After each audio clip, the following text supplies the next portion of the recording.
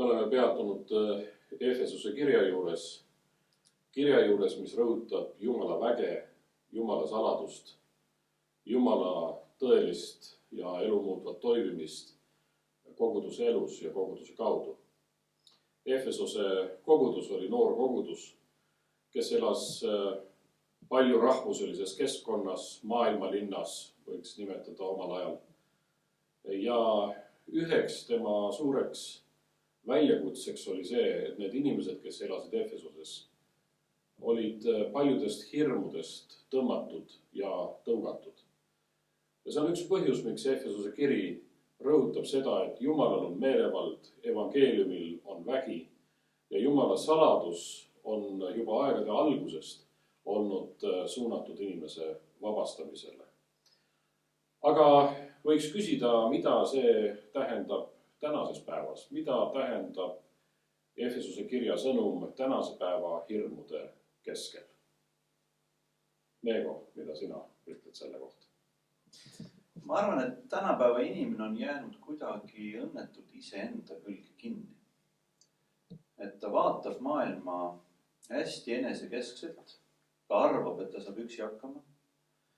Ja esialgu tundubki, et nii läheb. Kuigi inimene unustab ära, et kui ta sündis siia maailma, siis ta oli täiesti abitav. Ja ta poleks keelt osanud, kui poleks keegi talle seda pärandanud ja kultuuri omandanud ja nii edasi. Aga ta ajab ennast sirgu ja ta ütleb, et ma saan üksi hakkama. Aga kui inimene läheb niimoodi üksi selles maailmas edasi, siis ta tegelikult kogeb sellist üksi jäämise hirmu.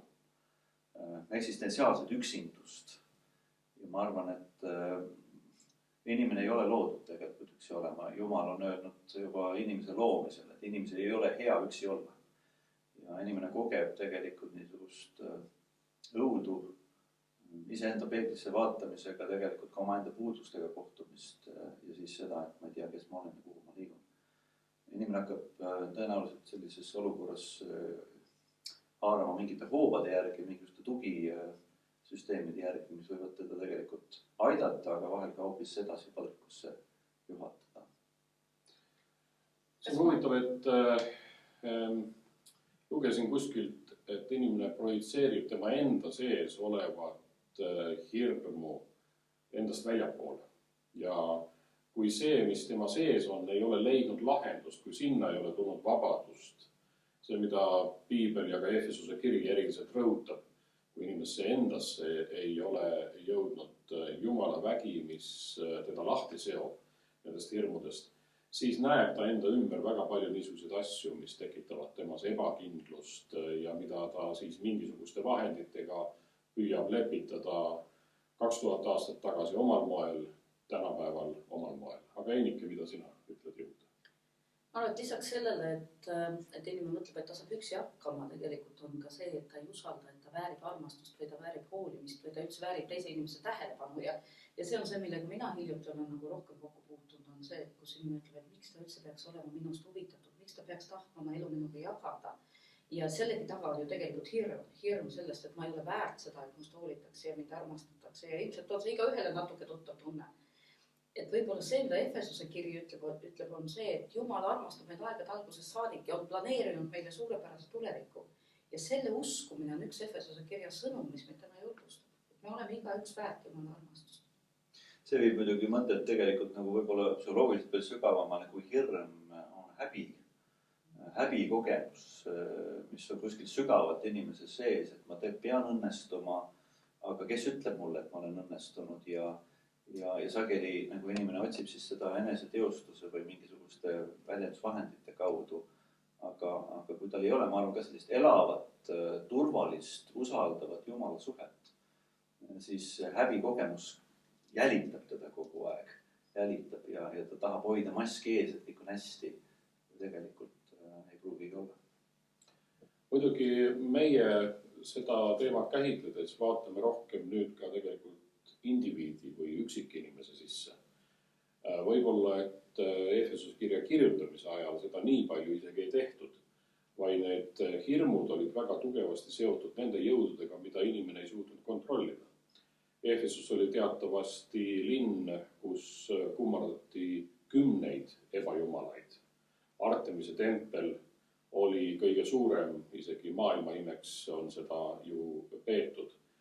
Ja kõik need riitused ja ebajumala kummardamisega seotud tegevused olid ka üheks niisuguseks tolle aja hoovaks, nagu sa ütlesid, millega püüti siis kuidagi leevendada seda sisemist ängi.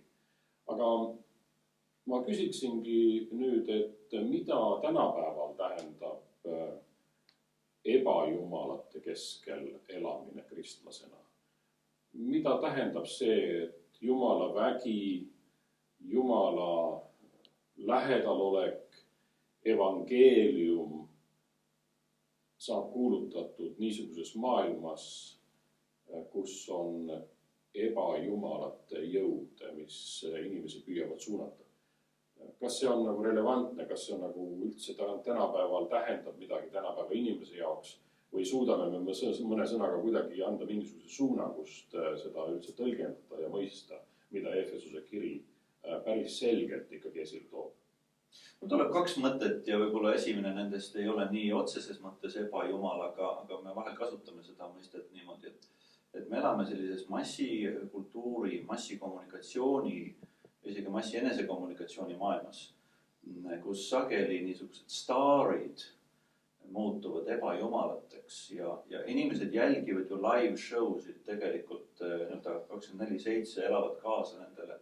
Ja see annab inimesele mingisuguse narratiivi, mingisuguse loo, mida me üheskoos nagu läbi elame, oma edukogemusi ja tegelikult ka ebaõnnestumisi, mingisugune empaatia tekib selle sees. Ja need inimesed kaotavad oma inimeseks olemise, nad muutuvad mõnes mõttes niisugusteks üleilmseteks kujudeks, keda järgitakse, vahel isegi võib-olla hakatakse matkima ja nad muutuvad brändideks niimoodi lõpuks. Et see oleks nagu üks selline teema ja ma arvan, et tänapäeva inimene samastab ennast, leiab oma identiteeti siis selliste brändide keskel ja ta püüabki ennast nagu orienteerida selle järgi. Ja ka teine on kindlasti just nende samade jõududega seoses, mis tunduvad ikkagi selle maailma üle olevat. Paulus kasutab Efese kirjas, aga ka Kolossa kirjas, mis ta paralleelselt on kirjutanud sellist kreeka mõistet nagu stoicheia tu kosmu, ehk siis need kosmose stoicheia või kosmose alfabeet või kosmose järjestus. Ja tänapäeval kõige tavalisem on horoskoobid, kus inimesed tegelikult saavad aru, et kõiki asju ma ei kontrolli, aga mingid asjad on nagu üle minu ja siis ma püüan ennast õigesti paigutada. Et ma püüan ise võib-olla ennast kuidagi sellesse maailma õigesti paigutada, teades siis mingisuguse saladusi enda kohta või selle maailma toimimise kohta. Aga kui me vaatame tänapäeva kirjandust ja tänapäeva filmikunsti näiteks, siis me näeme, et selline katastroofmeedia või katastroofnarratiiv on ka täiesti tavaline. Et kas on see kosmiline või on see meie enda loodud katastroof ja siis inimesed tegelikult seisavad silmiti ikkagi sellise viimse eksistentsiaalse jõuga, mis on suurem kui nemad. Ja ma arvan, et siin selles kohas on meil kindlasti evangeeliumi võimalik kuulutada, sest Jumal on suurem kui katastroof. Kristus on läinud ise katastroofist läbi ja ta on kinkinud meile usalduse võime selles. Ja ma arvan, et Paulus seda just efeslastele püüab öelda. Psühholoogid räägivad kahte sorti kontrolli keskmest, ütlevad inimesed, kes ütlevad, et kontroll nende elu üle on neist väljapool ja teised ütlevad, et meil on sisemine kontroll selle üle, mis mu elus juhub. Ma arvan, et on inimesed, kes ütlevad, et minust väga palju sõltub, see on saatus või see on karma või mis iganes keelt me kasutame. Ja ütlevad, et ma ei saagi väga siin midagi teha, sest see on kuidagi ette määratud. Ja siis on teised, kes tõepoolest usaldavad hästi palju iseennast. Ma arvan, et see kristlik lähenemine on see, kus me ütleme, et tegelikult me usaldame Jumalat, aga me usume, et meie endi käes on väga palju otsustada. Ja see hoiak võib-olla on hoiak, mida on hästi raske balansseerida, sellepärast, et seal on vaba valiku ainest ja seal on samal ajal seda ainest, et me ütleme, et kuskilt maalt tulevad meie piirid vastu ja me peame Jumala abi küsima ja paluma ja temaga koos seda lootust nägema.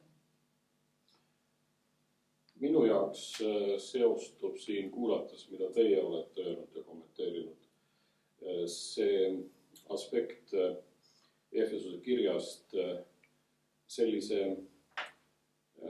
jõuga, mõjuga, mille keskel inimene elab, mis on osalt nagu kultuurist läbi põimunud. Kui me mõtleme sellele samale Artemise kultusele, Artemise templile, siis see ei olnud mitte ainult koht, kus toimusid mingisugused ebajumala kummardamisega seotud tegevused, vaid see oli ka ühtlasi pank, sealt sai laenu, sinna võisid vara panna, eks ole, hoiule. See oli nagu niivõrd inimese eluga seotud, neid kujukesi nii-öelda Artemise hõbedast suveniire, äri käis, eks ole, seal selle ümber. See oli nii inimeste eluga seotud ja see kõik nagu mõjutas ja nüüd korraga evangeelium ütleb, et ka teisiti on võimalik elada. Ka sellest mõju alt on võimalik vabana elada.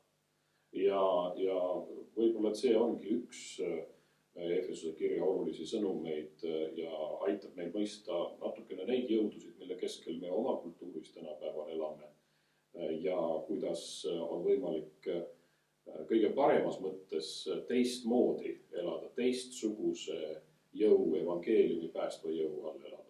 Ma arvan, et Paulusel on selline ilus väljend, eks ole, et meid on vabastatud selle maailma algjõudude meelevallast ja vahel need on kultuuris olevad jõud ja meelevallad, mille sees me lihtsalt oleme ja me ei pääse nagu sellest välja, aga vahel need on meie enda sees ka.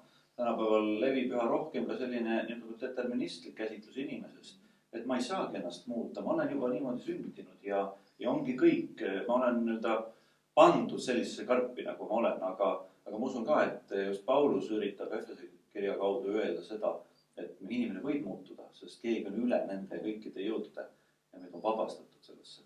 Lihtsalt ühe näitena, ma arvan, et hästi palju on tänapäeval purunenud perekondi ja kui noored inimesed vaatavad, mis nende vanemate perekonna juhtunud, siis see hirm, et äkki ma ei suudagi paremini, äkki ma olen selles mustris sees, äkki minuga läheb veel halvemini võib-olla.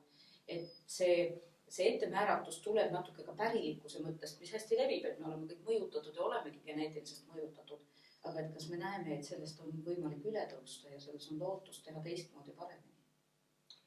No tegelikult me oleme jõudnud kolmanda väga suure teema juurde, mida puudutab Efesuse kiri, eriti Efesuse kirja lõpupeatükid. Ja see on, kuidas elada kristlasena ja efeslaste jaoks noore kristlasena niisuguses kultuuris.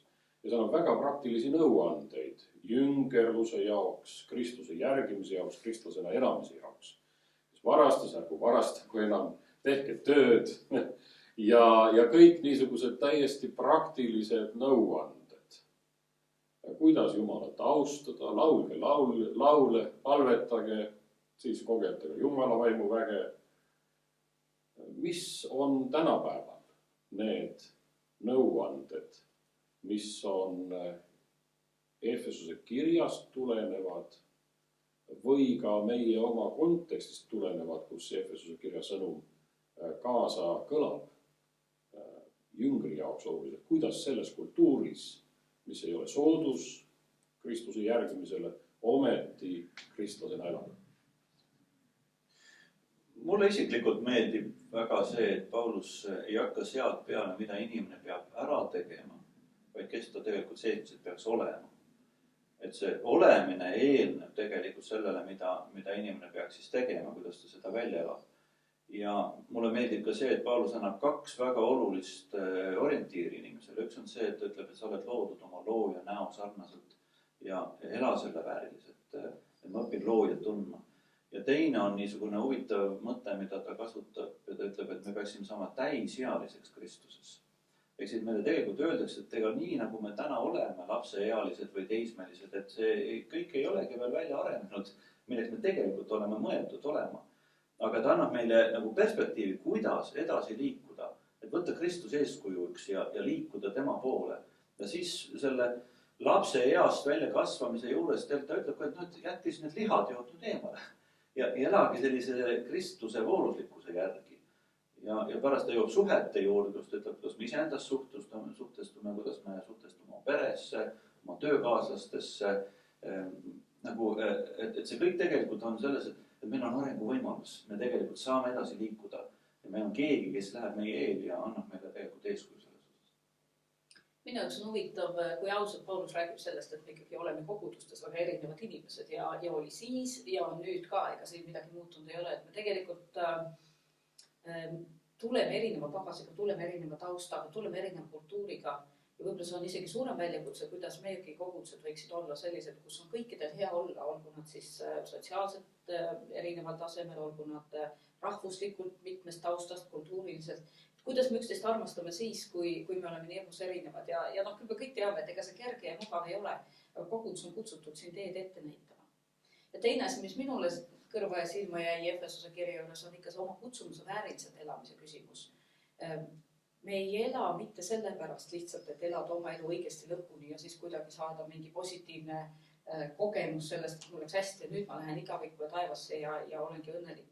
Vaid meid on kutsutud millegi suurema pärast. Efesuse kiri ütleb väga selgelt, et meid ei ole kutsutud iseenda pärast, vaid selle kutsumuse pärast, mida Jumal meile on usaldanud. Ja see asetab kõik kuidagi ka perspektiivi.